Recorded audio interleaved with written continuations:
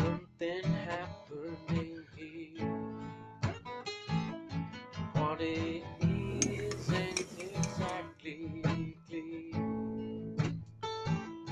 There's a man with a gun over there, telling me I've got to beware.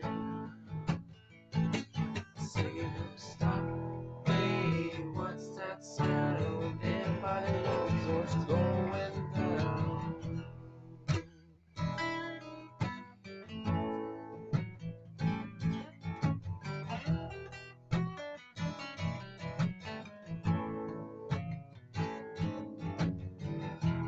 What a field day for the heat. Was 1,000 people in the street, singing songs that carry inside. They'll be free from their mind, singing don't stop. Hey, what's that sound? Everybody knows what's going down.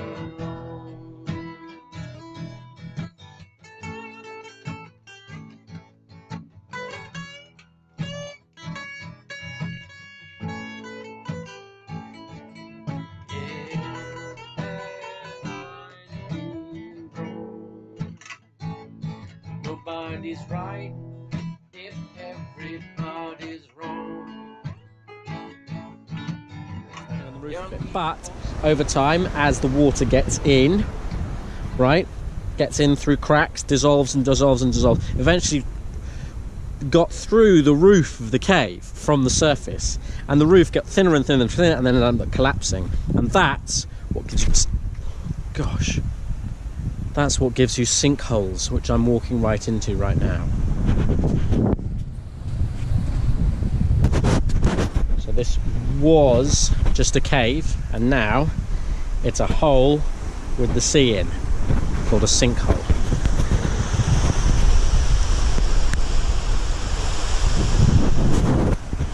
Not somewhere you want to end up at all. From behind, I was stop. Hey, what's that sound? Everybody look what's going down. Stop. Hey, what's that sound? Everybody look what's going down.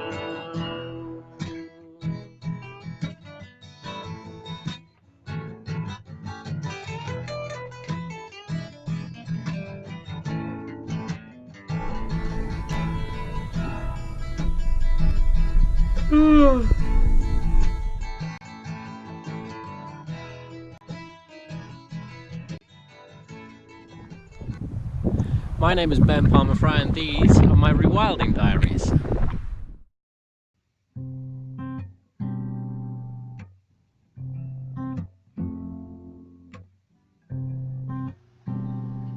on the road in my camper van Jemima with my dog Otto, exploring wild places, finding wildlife, getting a taste for what a more self-sufficient, more adventurous but more peaceful life is like.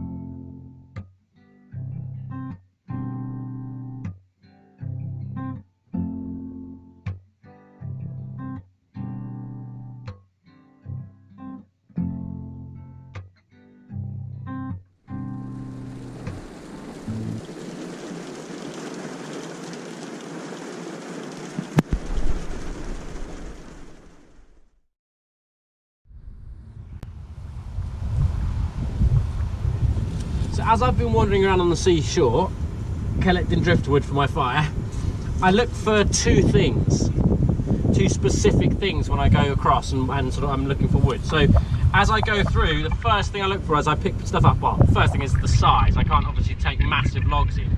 But the second thing I feel is actually for the weight of them. So as I pick stuff up, they need to be heavy enough so that I know that they're not rotten.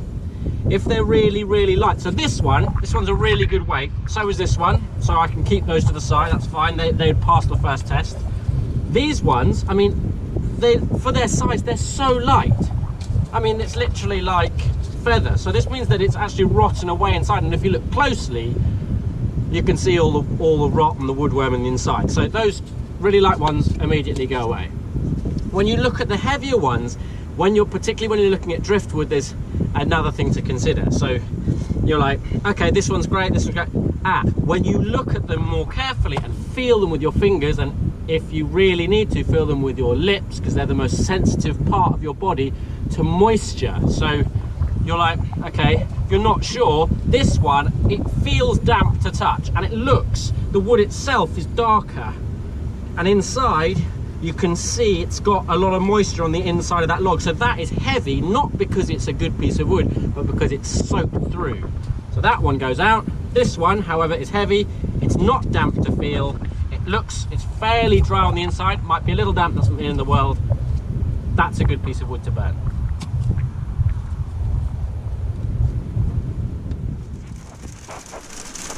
That's the sound of hail on the roof. Oh, the hailstones were massive. Stop now. I heard once from a friend who's a van lifer, that when he was driving through Italy, the hailstones were so big that they smashed the solar panel on his roof. But these ones aren't that big, thankfully. So the light is fading quite fast. It's blustery and I can feel the temperature really dropping. The last of the sun is there. It's been an incredible sort of blustery, haily day. The air is pretty cold, so what I figured I'd do was take the opportunity to show you actually how I build the fires in the van. Now, I'm not showing you how to build a campfire. I'm not showing you how to sort of be a purist and use fire, use all sorts of other ways of creating fire.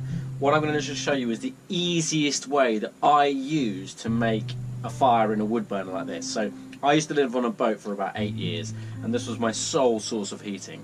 So this is just the style of things that I do to give myself heat when I need to. So the first thing that I always say to people, in any sense, in any kind of fire, is a good fire takes good preparation.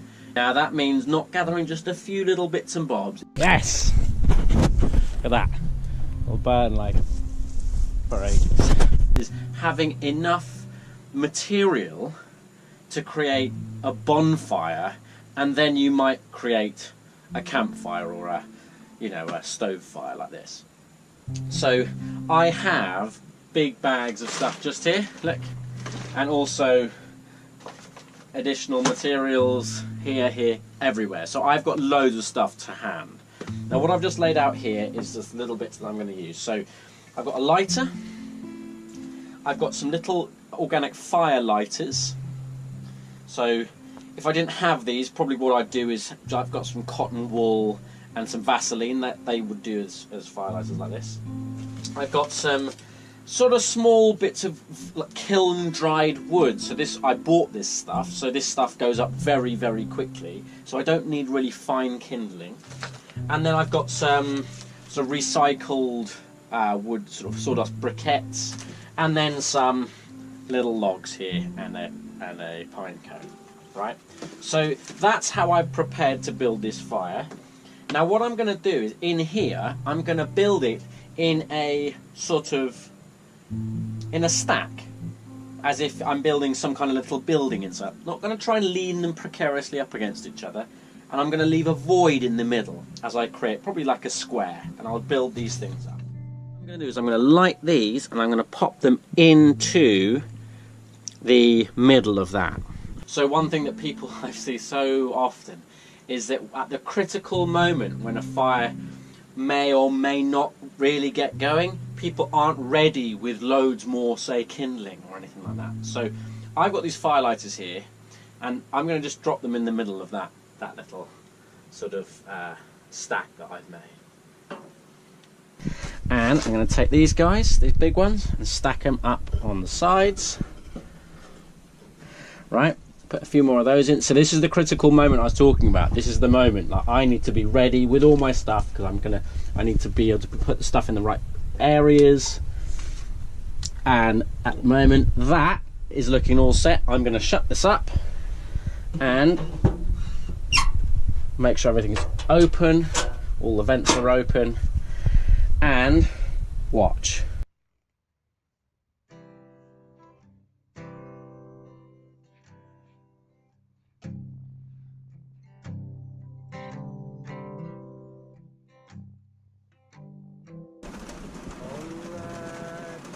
You can hear the rain on the roof, amazing.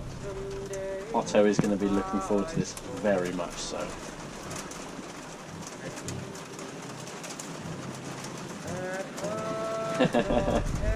He's already making the most of it. This stuff on the side, as I've probably said already, is driftwood that I'm drying, so I'm not going to burn that yet. I'll only add something really big once it's kind of, I've got some good embers and I've got some good coals going on there.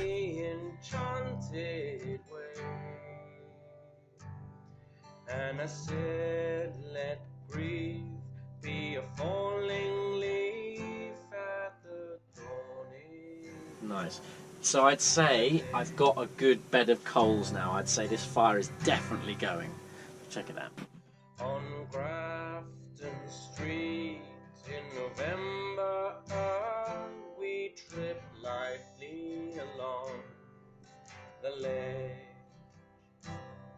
of a deep. But I got one here, a little lever. I've got another little lever there. These are for vents that are kind of underneath and at the back. I'm going to close the one at the back totally. I'm going to shut this. Yeah, if I shut it down totally, you'll see it change.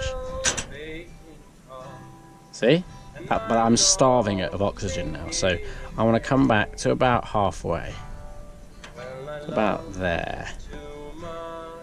So it's going to be, you can see the slow flames just licking around. So that is just right on the button.